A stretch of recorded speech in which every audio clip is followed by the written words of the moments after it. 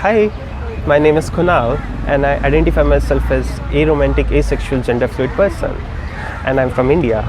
Hi, my name is Oliver and I am a trans guy who is currently traveling through India. Apart from enjoying the beautiful weather, being fascinated by the monkeys and visiting tombs, I'm also here to meet a bunch of cool queer people who have agreed to share their stories with me and my camera. My name is Kunal and I'm 25. I belong to India and I identify myself as an asexual. So maybe that's the reason I'm here today. As we often do, we're going to jump back into Kunal's childhood to figure out when and how they realized that they're queer. For the longest time I knew something was different about me. I couldn't put a finger on it. I didn't even know whether I'm gay, whether I'm bisexual or I'm asexual. I just knew I'm different from heterosexuals. During my high school and during my school time when I was in 4th standard, back when I'm talking about when I was 10 or something, I became a victim of bullying. Maybe something was different about me. Children, sense that. They are very perceptive. They sense something, and I was bullied for the longest time of my life.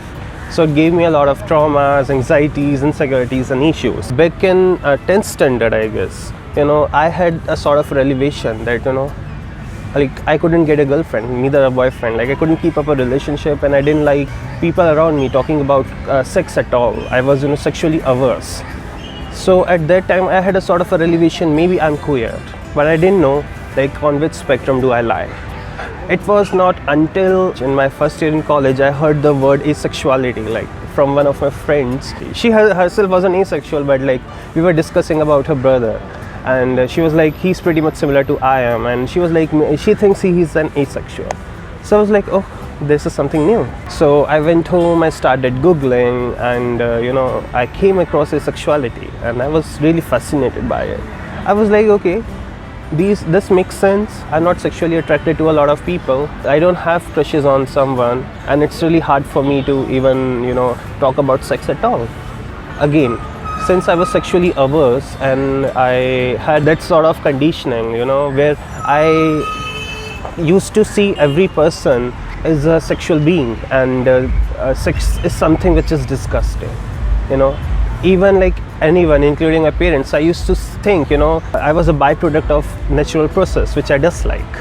And I used to think everyone is a slut, to be honest. But it took them some time to come to terms with who they are. It took me a lot of time, I would say. It took me a lot of efforts, a lot of time to educate myself and, be comfortable with who I am. And today is the time I have, transformed myself into a sort of person who is very accepting, I would say.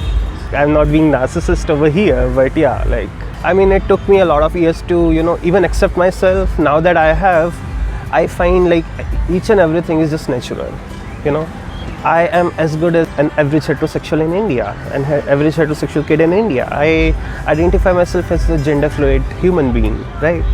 I don't usually prefer all the sort of gender norms. That's a little sad, I would say. Still, the sad reality in India that we still have a very strong binary construct. Just because you are an assigned male at birth, people expect you to behave and do certain things in a certain way. I was expected to talk in a certain way, don't use my hand gestures, and I was criticized on the way I walk and talk. Just because I had a lot of female friends, I was being labeled as gay, and it was used more as a demeaning term instead of a compliment. But now I'm since I have accepted myself, I take everything as a compliment. If somebody's they're coming and trying to shame me or demean me in any way possible, calling me gay, calling me a queer, I'm like, oh, thank you for the compliment. So what does the asexual community look like in India? There is a community. One of my friends, his name is Raj. He's the founder of Indian Asexual group. Because of him, I got introduced to a lot of asexuals from the group, and I guess they are really amazing people. I had this preconceived notion that just because I find myself boring, maybe asexual people are boring. But using all these dating apps like Tinder, Bumble, I interacted with a lot of asexual people and found that they are really amazing. And the perception about me also changed. Maybe I'm also amazing. We often criticize ourselves, And they say a butterfly cannot see its wing, so it cannot appreciate its beauty. Maybe that's the case with us, each and every one of us. But the general population of India don't know so much about asexuality. So when it comes to asexuality in India, there's still a lot of stigma, you know. When I came out to one of my seniors, who wasn't close to me, but she was very, I would say, accepting. She kind of uploaded a story during Pride Month back 4 years ago on Instagram, and I came out to her. I was like, okay, I'm asexual. She was trying to console me, I suppose. I mean, it's not a thing to be consoled about, but yeah, like people took pity on queer community. They are like, we still in India, due to stigma and a lot of homophobia, we are not as fortunate as the heterosexuals. So yeah, she was like, it's totally okay, this and that. And I was like, I know, I'm fine with me. I'm fine with it. And this lack of knowledge when it comes to asexuality is something that every asexual person that I've interviewed, no matter where, have talked about. They associate asexuality with the impotency, or you having erectile dysfunction. And I was like, WTF? I mean, just because I'm asexual, that doesn't mean I'm impotent, or I have erectile dysfunction or any other problem with my secondary sexual organs and my primary sexual organs. They all are as normal and working as anybody else. I wouldn't say that it is any different, like being homosexual or bisexual or transsexual in India. You are subjected to the same kind of phobia, same sort of queer phobia. You find yourself in dealing with the same sort of situations. But I think all of these experiences shaped me who I am today, and they are part of me whether I like it or not, and I'm trying to still accept myself.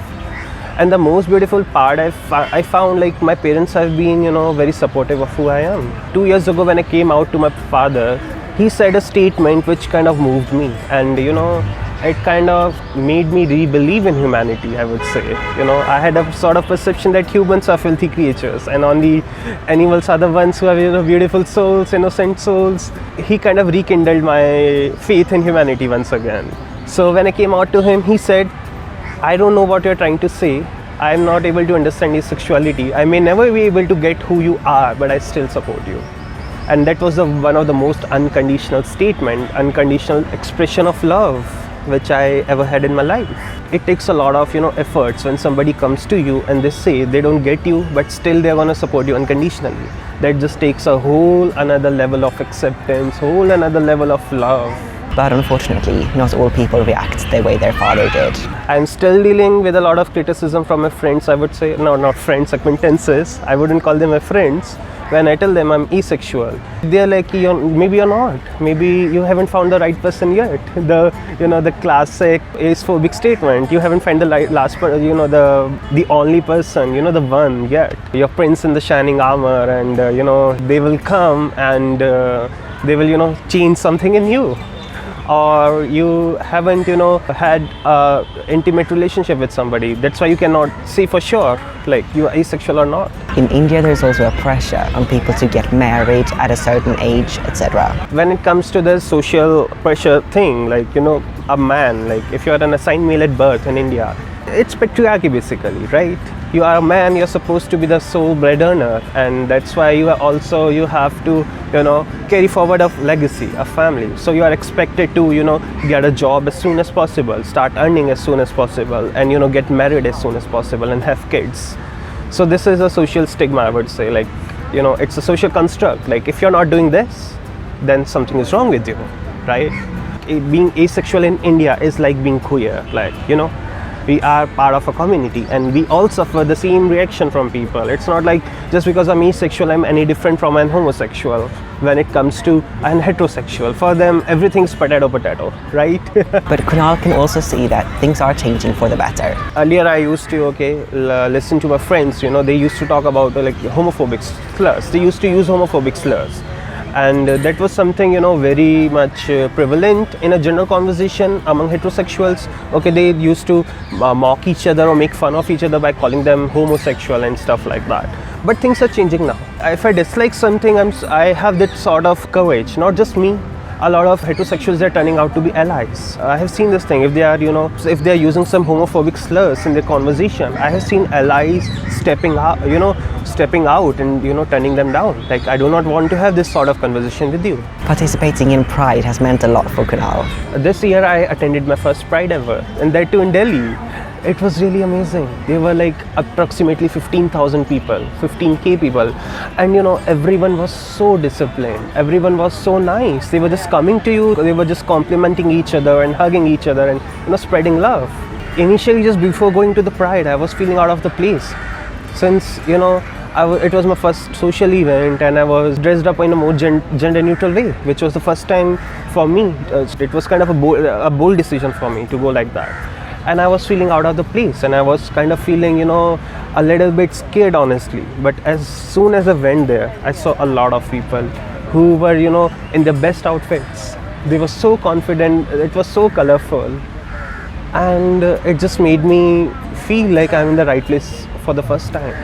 There was just so much positivity, there was just so much, I cannot even express. I just get so happy thinking about it. It's been like more than 2 months now since there was Pride, and I feel so much happy even thinking about it, talking about it every time. It was a really huge thing, and seeing that gave me a hope.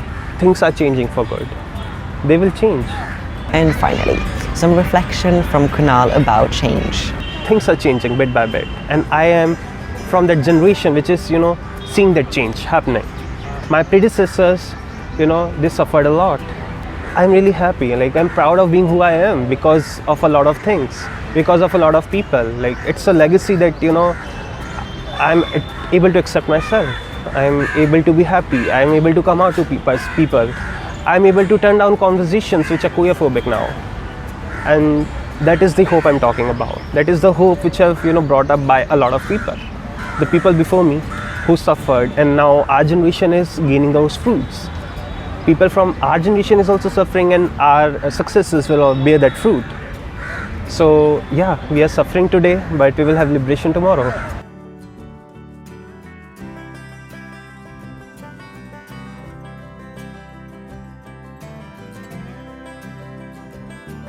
If you enjoyed watching that video, please like, comment, subscribe and share the video. I really appreciate you showing your love in that way.